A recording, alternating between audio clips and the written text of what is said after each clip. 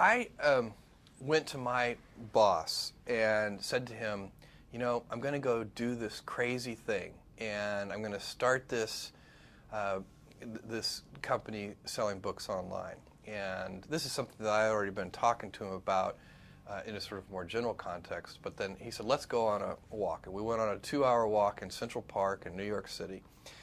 And the conclusion of that was this. He said, this actually sounds like a really good idea to me.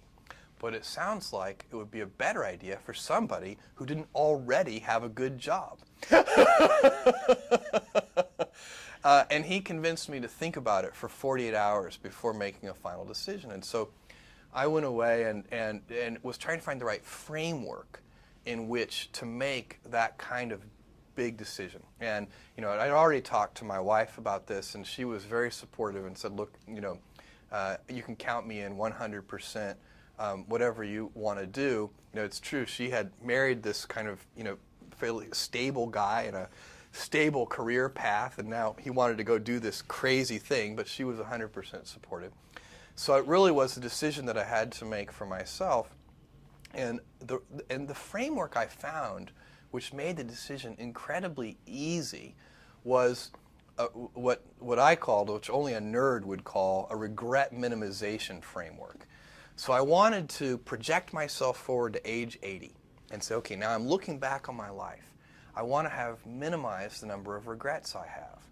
And I knew that when I was 80, I was not going to regret having tried this. I was not going to regret having wanted, trying to participate in this thing called the internet that I thought was going to be a really big deal. I knew that if I failed, I wouldn't regret that.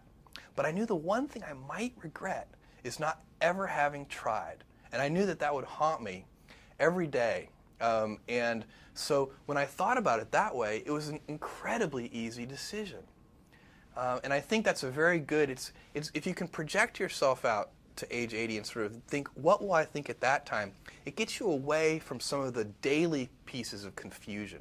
I left this Wall Street firm in the middle of the year. When you do that, you walk away from your annual bonus. And that's the kind of thing then the short term can confuse you.